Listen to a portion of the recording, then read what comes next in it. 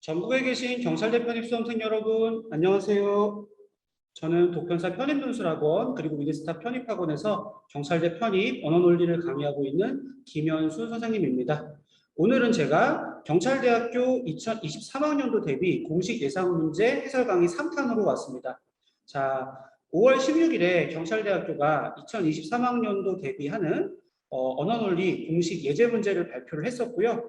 거기에 대해서 제가 해설 강의 1탄에서는 언어 독해 유형, 그리고 2탄에서는 논리 게임 유형에 대해서 각각 해설 강의를 공개 강의로 올려드렸는데요. 오늘은 세 번째로 논리 문제 네 문제를 같이 풀어보도록 할게요. 그래서 지난 시간에는 논리 게임이죠. 논리 퍼즐 문제 세 문제에 대해서 같이 풀어봤는데 오늘은 논리 게임 문제는 아닌 일반 논리 문제 네 문제에 대해서 풀어보도록 하겠습니다. 이번 해설 강의도 마찬가지로 먼저 예제 문제를 다운받으셔서 11번부터 14번 문제까지 네 문제를 미리 풀어보신 다음에 해설 강의를 들으시면 좋을 것 같고요. 다시 한번 말씀드리지만 이번 예제 문제의 경우에는 순수한 언어 독해 문제 비중보다는 논리 문제의 비중이 약 2배 정도 높다는 점에서 이 논리 문제에 대한 대비가 매우 중요하다고 볼 수가 있습니다. 자, 그러면 먼저 11번 문제부터 같이 보도록 할게요. 11번 문제는 사실은 굉장히 빠른 속도로 해결할 수 있는 문제고요. 이런 문제를 빠르고 정확하게 풀어야 여기서 시간을 세이브해서 좀 더 고난이도 문제, 까다로운 문제의 시간 분배가 가능합니다. 자, 먼저 문단 넘버링을 해보면 여러 가지 조건들이 들어있는데 경찰대학교에서 체육대회 종목 및 진행 방식을 개선하려고 하는데 네 조건을 모두 충족하는 방안을 추진하기로 한대요. 첫째, 믿을 만한 설문조사에서 가장 많은 학생과 교직원이 선호한다. 제가 약자로 표시할게요. 첫 번째는 선호도가 가장 높아야 된다. 이렇게 약으로 표시하는 게 편하겠죠? 둘째는 기존 재정만으로 실행할 수 있다. 이것은 제가 약어로 그냥 기존 재정이라고 쓸게요. 셋째는 부상 등의 심각한 건강 문제를 일으키지 않는다. 이것은 제가 건강상 문제가 없다라고 쓸게요. 항상 언어 논리 문제에서 부정기호를 표시할 때에는 가급적이면 X라고 쓰는 것보다는 앞에 이렇게 부정기호 물결 표시하는 게 좋다라고 말씀을 드리고 있고요. 그 다음에는 공정성.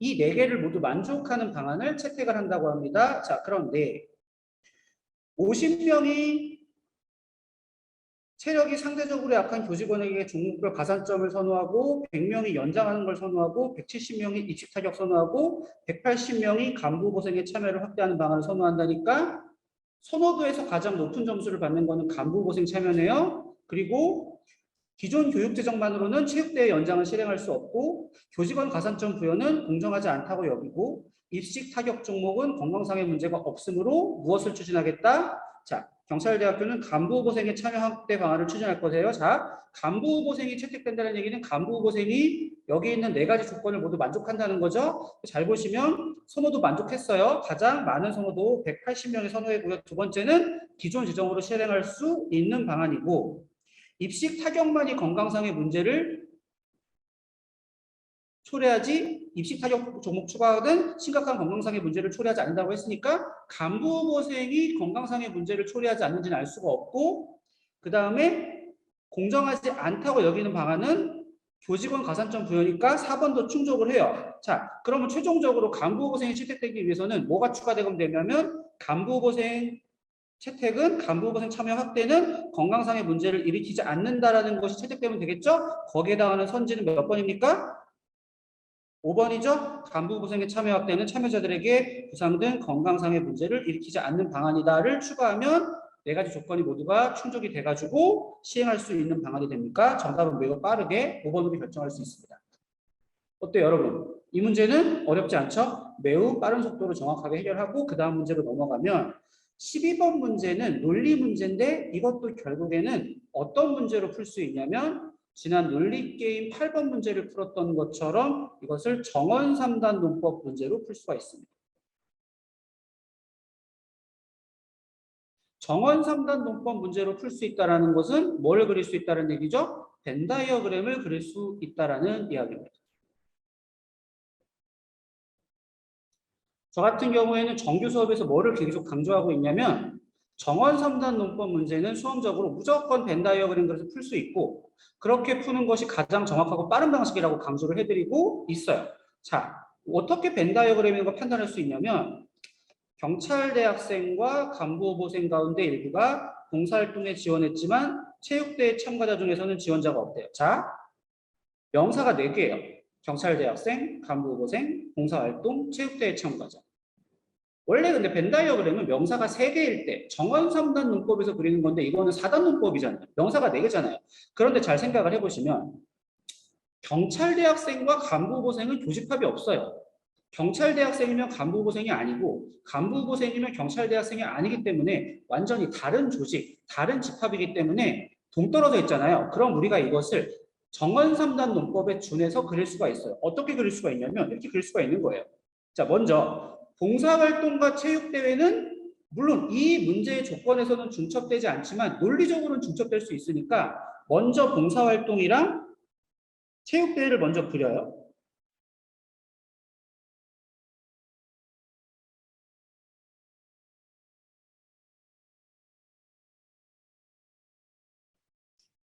정상적으로 그리는 방식이죠. 그 다음에 경찰대학생, 간부후보생, 자 이렇게 그리면 돼요. 경찰대를 그리고 제가 약어로 그냥 경찰대라고 쓸게요.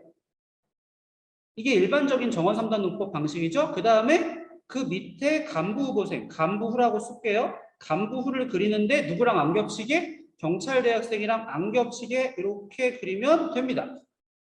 그럼 실질적으로는 정원 3단 논법이 중복되지 않게 2번이 들어간 형태가 되니까 매우 빠르게 판단할 수 있죠. 그러세요. 자, 이 조건에 맞게 벤 다이어그램을 대요.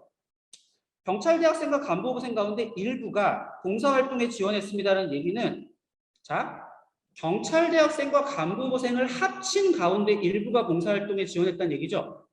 경찰대학생 중에 적어도 한 명이 봉사활동에 지원했고 간부후보생 중에 적어도 한 명이 봉사활동에 지원했다는 얘기는 아니죠. 자, 그러면 X가 존재할 수 있는 범위가 여기도 존재할 수가 있고 여기도 존재할 수가 있고 여기에도 존재할 수가 있고 여기에도 존재할 수가 있고 이렇게 4가지 경우의 수로 존재할 수가 있는데 어디에 존재하는지는 모르기 때문에 모르는 경우에는 제가 정규 수업 시간에 뭐라고 말씀을 드리냐면 이렇게 직선으로 이어줘라. X가 4가지 영역 중에서 어디에 존재하는지 모른다라는 것이다. 그런데 또 뭐라고 되어 있냐면 체육대회 참가자 중에는 봉사활동에 지원한 사람이 없었다라고 했기 때문에 가운데 이 부분을 빗금을 쳐서 날려버리면 되죠. 빗금의 의미는 빗금에 속한 부분에는 원소가 존재하지 않는다. 자, 그러면 지원 X는 2가지로 축소가 되네요. 자, 그런데 상징.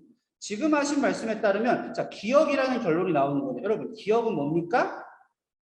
X가 2가지 영역에 존재할 수 있다는 것은 바로 체육대회에 참여하지 않은 사람 중 경찰대학생 혹은 간부후보생이 있다라는 거니까 정답의 후보가 4번 아니면 5번으로 이렇게 좁혀지게 되죠. 보세요. 벤 다이어그램만 제대로 읽을 수 있으면 이렇게 좁힐 수 있어요. 자, 그런데 이 X가 경찰대학생에 존재하는지 간부후보생에 존재하는지는 알 수가 없기 때문에 1번 체육대회에 참여하지 않은 사람 중에 간부후보생이 있다? 알 수 없고요. 2번 경찰대학생이 있다? 알 수 없고요. 3번도 알 수 없는 내용이죠. 4번, 5번만 알 수 있는 내용이 돼요. 그런데 미정이 예 맞습니다. 아니 잠깐만요 라고 하고 다시 자기의 발언을 수정하니까 이 벤 다이어그램은 발언을 수정하기 전에 벤 다이어그램이 되겠죠. 그럼 뭐가 있는 겁니까? 벤 다이어그램 수정한 다음 또 그려야 되겠죠. 자, 그런데 수정 전에다가 다시 수정한 거를 덧붙이는 거는 더 헷갈릴 수가 있으니까 그냥 깔끔하게 벤 다이어그램 하나를 새로 그리는 게 더 좋을 것 같아요. 다시 똑같은 방식으로 그리면 됩니다.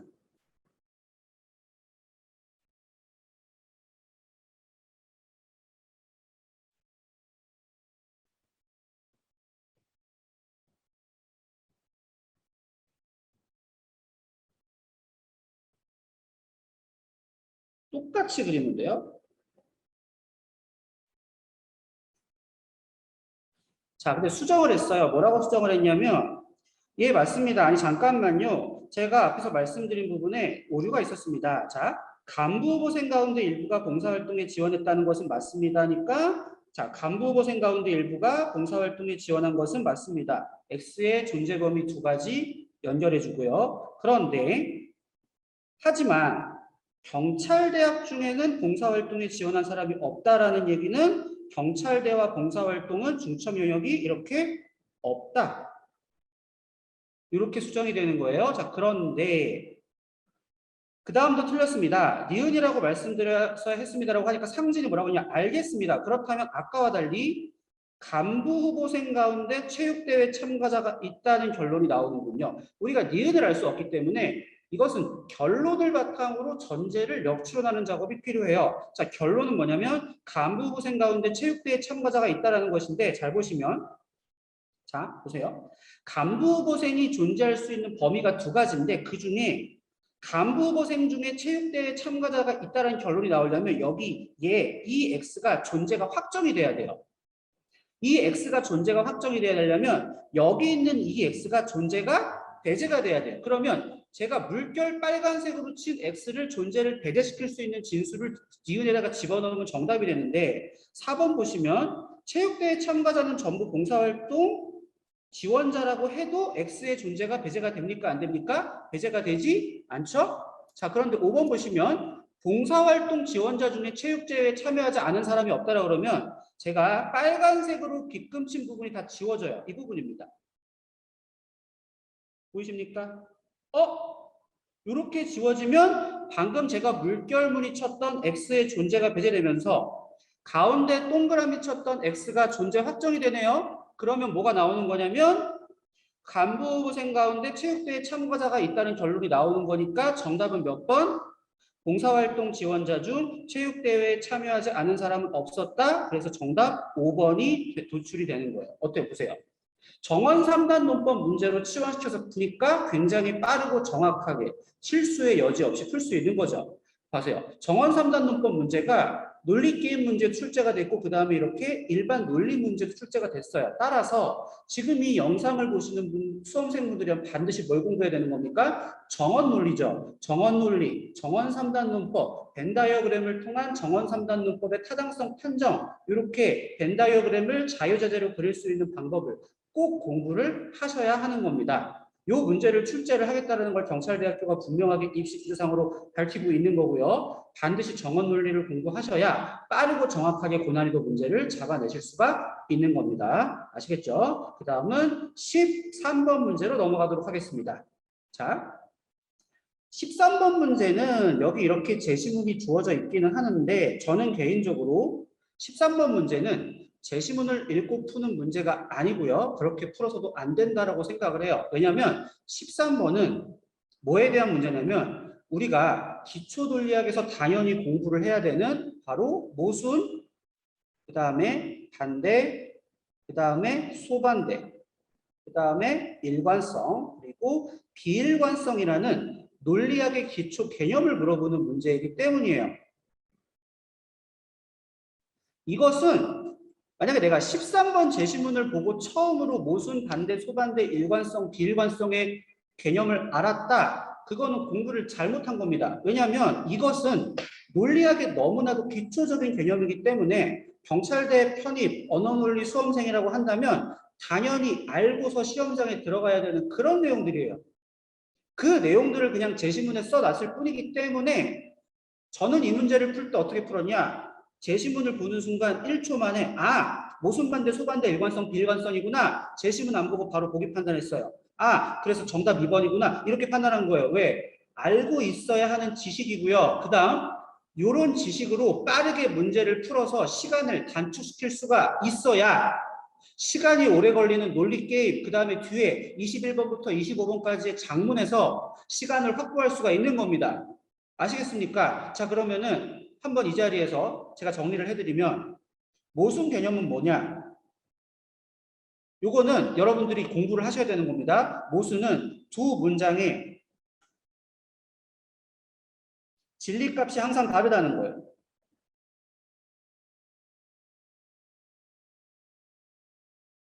이 얘기는 모순되는 두 문장은 하나가 참이면 나머지 하나는 반드시 거짓이어야 되는 겁니다. 어떤 문장이 모순 관계냐면요. 이런 문장이 모순 관계예요. 모든 F는 G다와 그 다음에 어떤 F는 G가 아니다. 이 두 문장이 모순 관계고 하나가 참이면 하나가 반드시 거짓입니다. 이것은 대당사각형에서 반드시 공부를 해야 되는 내용이에요. 정원 논리 들어가기 전에. 반대는 뭐냐? 두 문장이 둘 다 참일 수 없다는 관계가 반대 관계입니다. 둘 다 참일 수는 없는데 둘 다 거짓일 수는 있어요. 어떤 문장의 반대 관계냐? 모든 F는 G다와 그 다음에 어떤 F도 G가 아니다가 반대 관계입니다. 저희 정규 수업 같은 경우에는 진작에 배운 내용이죠. 그 다음 소반대는 뭐냐? 두 문장이 동시에 거짓일 수 없다. 이게 소반대입니다. 알고 있어야 되는 겁니다. 어떤 문장이 소반대 관계냐면 어떤 F는 G다와 그 다음에 어떤 F는 G가 아니다. 이 두 문장이 소반대 관계고요. 그 다음에 일관되다라는 것은 뭐냐? 두 문장이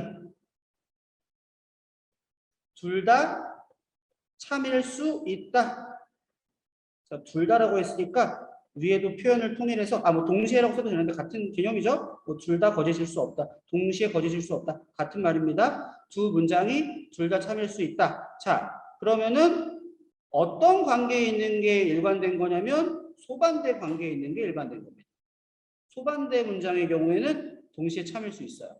자, 그러면은 비일관되다는 것은 뭐냐면 두 문장이 둘 다 참일 수 없다.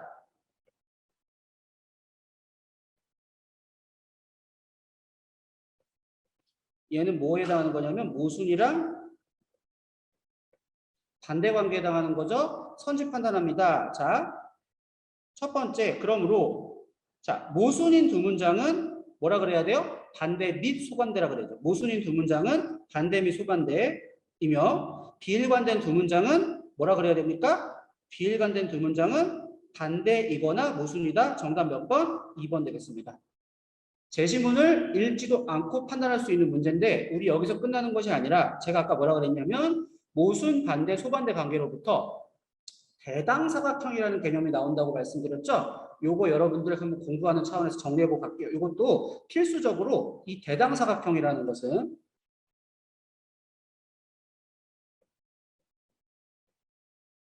제가 정규 수업 시간에는 학생들한테 수십 번씩 그려보게 한 그림인데 제가 지금부터 여기 그린 대당사각형 그림은 이거 보지 않고 백지에다가 쓸 수 있을 정도로 숙달이 돼야 언어논리 문제를 풀 수가 있는 겁니다. 아시겠습니까? 자, 대당사각형.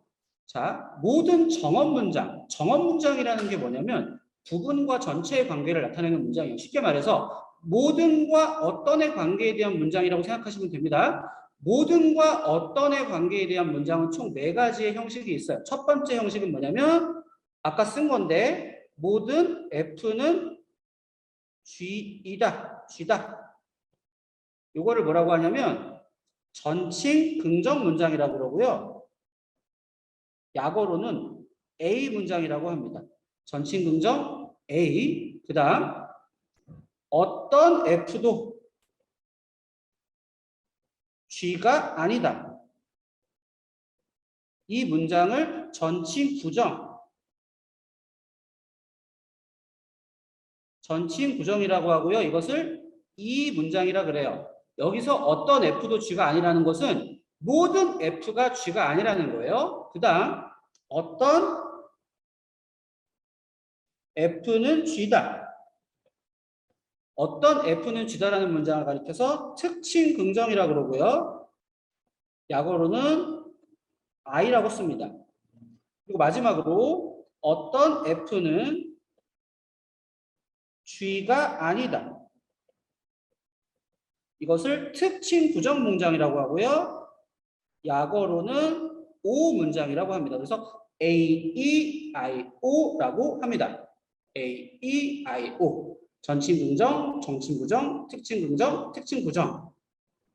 자, 그 다음에 이 관계를 사각형으로 이렇게 연결하고요.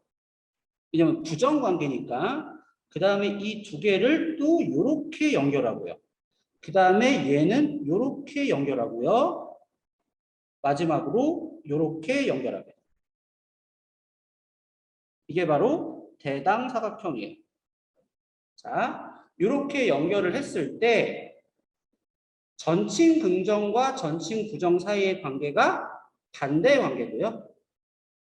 그 다음 특징 긍정과 특징 부정 사이의 관계를 소반대 관계라고 그러고요. 그 다음 전칭 긍정과 특징 부정, 특징 긍정과 전칭 부정 사이의 관계를 각각 얘도 모순 관계, 얘도 모순 관계라고요. 그 다음 전칭 긍정으로부터 특징 긍정이 함축되기 때문에 이것을 대소 관계라고 하고, 전칭 부정으로부터 특징 부정이 함축되기 때문에 또 얘를 대소 관계라고 해요. 전칭 긍정과 전칭 부정 반대 관계. 그 다음 특징 긍정과 특징 부정은 소반대 관계. 전칭 긍정과 특징 부정, 전칭 부정과 특징 긍정은 모순 관계. 전칭 긍정과 특징 긍정, 전칭 부정과 특징 부정은 대소 관계라는 이 전체의 그림을 일컬어서 대당사각형이라고 하고요. 이 대당사각형은 어디에서 성립하는 거냐면 아리스토텔레스의 전통 논리학에서 성립하는 거예요.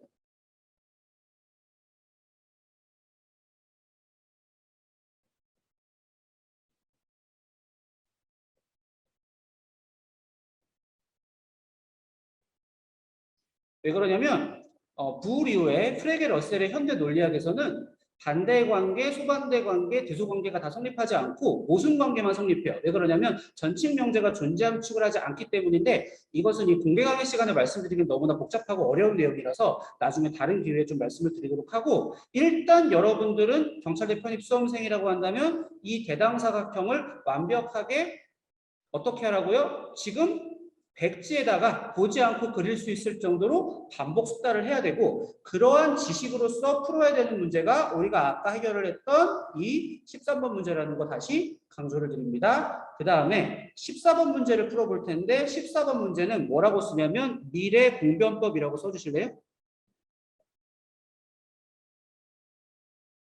자, 이것은 무슨 추론 문제냐면 귀납 논리 중에서 인과 추론 문제예요.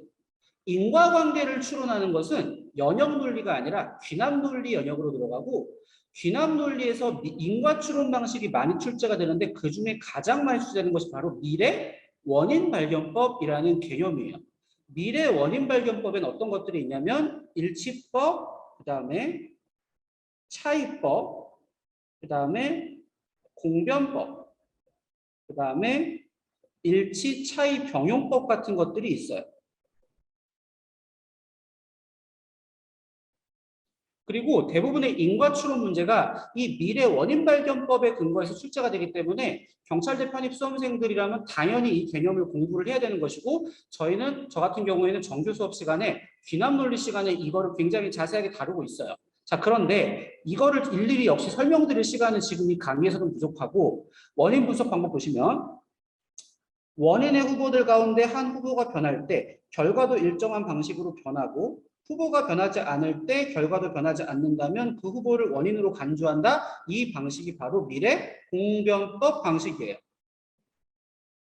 자, 그러면 저는 수험생들한테 항상 뭐라고 강조하냐면 미래 원인 발견법 문제는요, 묻지도 따지지도 말고 표를 그려라. 다시 뭐라고요? 미래 원인 발견법 문제가 나오면 묻지도 따지지도 말고 뭐를 그려라? 표를 그려야 원인을 정확하게 판단할 수 있는 동시에 가짜 원인을 걸러낼 수 있어요. 곧바로 묻지도 따지지도 않고 우리는 도표를 그리겠습니다. 자, X축에는 일단 원인의 후보군들이 들어갑니다. 가격, 그 다음에 시간, 영업시간, 그 다음에 그냥 메뉴 수라고 할게요. 메뉴라고 할게요. 그 다음에 종업원, 그다음에 전단지. 자, 그리고 뭘 써야 되냐면은 영업이까지 이렇게 잡아주시고, 그다음에 세로 축에는 제시문을 읽어보시면 총 5번에 걸친 실험을 하게 됩니다. 5번에 걸친 실험을 이렇게 하니까 각각 첫 번째, 두 번째, 세 번째, 네 번째, 5번째라고 하면 될 것 같아요. 실제로 여러분들이 시험지에다가 이러한 표를 그려주셔야 되는 겁니다. 자, 첫 번째, 자, 3명과 운영한다. 매달 500만 원의 영업 의미를 보는데, 자, 지난 몇 달간 7시에서 7시까지 7 to 7이니까 시간 몇 시간? 12시간 영업하고요. 가격은 5,000원이고요. 메뉴는 보시면 김밥, 라면, 떡볶이, 비빔밥, 돈가스, 쫄면의 6가지고요. 종업원은 3명이고요. 전단지는 100불을 배부했고요. 그래서 영업이익이 450만 원입니다. 체크됩니까? 자, 빠른 속도로 쓰겠습니다. 그 다음 달 가격 4,500원으로 낮추고요.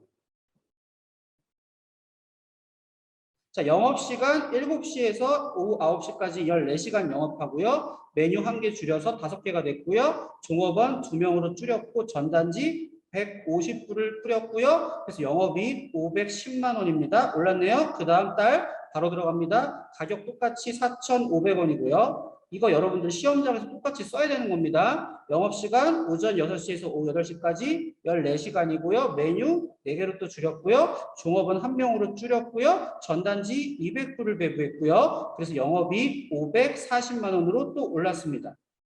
그 다음 달 가격 똑같이가 아니라 내렸죠. 4,000원으로. 가격 4,000원으로 또 내렸고요. 영업시간은 6시에서 7시까지 오후 13시간 영업하고요. 메뉴 숫자 똑같이 4개 유지되고 있고요. 종업원 수 똑같이 1명이고요. 전단지 250부 배부했고요. 영업이익 540만 원으로 동결되었습니다. 마지막 달 5번째 가격 똑같이 4,000원 들어가고요. 영업시간은 줄었습니다. 오전 7시에서 오후 6시까지 11시간 영업하고요. 메뉴의 숫자 3개로 줄였고요. 종업원 수 똑같이 1명이고요. 전단지 300불을 배부했고요. 영업이익 560만 원으로 늘었어요. 자, 무엇이 원인인지 판단합니다. 첫 번째 가격 될 수 있는지. 자, 가격 5,000원일 때 450만 원, 4,500원일 때 510만 원, 똑같이 4,500원으로 유지했는데 540만 원으로 30만 원 늘었죠. 이것은 가격 때문에 는 것이 아니죠. 가격 탈락합니다. 두 번째 영업시간 12, 14, 14, 13, 11, 450, 510, 540, 540, 560 아무 관련 없다는 거 알 수 있죠? 영업시간 탈락합니다. 메뉴의 숫자 6, 5, 4, 4, 3, 450, 510, 540, 540, 560 정확하게 진감세가 일치하죠. 메뉴의 숫자 맞는 것 같아요. 그 다음 종업원 32111, 450, 510, 540, 540, 560 일치하지 않으니까 탈락하고요. 전단지 100, 150, 200, 150, 300 전단지가 늘 때마다 영업이익 늘어야 되는데 450, 510, 540, 540 자, 전단지 200부에서 250부로 늘었는데 영업이익 540으로 동결이니까 탈락합니다. 뭐만 생존합니까? 메뉴의 숫자가 원이라는 것을 뭘 통해서? 공변법을 통해서 알 수 있네요. 정답 몇 번? 3번 되겠습니다. 미래 원인 발견법으로 표를 그려가지고 풀 수 있는 문제고 이 표를 그리지 않으면 여러분들이 가짜 원인을 혼동해서 정답으로 고르기 매우 쉽습니다. 정답 3번입니다. 자, 지금까지 논리 문제 4문제를 살펴봤는데요. 자, 논리 문제들의 특징 뭔가요? 비교적 빨리 해결이 가능했던 여기 11번 문제를 제외하고는 12번 문제는 뭡니까? 정원 3단 논법. 13번 문제는 뭡니까? 모순 반대, 소반대, 일관성, 비일관성. 14번 문제는 뭡니까? 미래 공변법이라고 하는 논리학 개념에 대한 이해가 있어야지 빠르고 정확하게 풀 수 있다는 점이었어요. 결론, 경찰대 편입 언어논리 시험. 독해 문제보다 뭐의 비중이 높다? 논리 문제의 비중이 높은데 논리 문제 빠르고 정확하게 풀기 위해서는 반드시 무엇을 공부해야 된다? 제가 이런 강의에서 설명해드린 이런 기초 논리학, 이런 기초 논리학 개념들 반드시 공부하셔야 되고요. 논리학에 대한 공부는 경찰대 편입 언어 논리 대비해서 필수 선택이 아니라 필수라는 점을 다시 강조드리고 싶습니다. 자, 이렇게 해서 11번부터 14번까지의 2023학년도 대비 경찰대 편입 언어논리 예제 문제 무료 해설 강의를 마쳤고요. 이제 마지막 네 번째 해설 강의에서는 여러분들이 상당히 까다로워하는 장문 독해 유형에 대한 강의로 다시 찾아오도록 하겠습니다.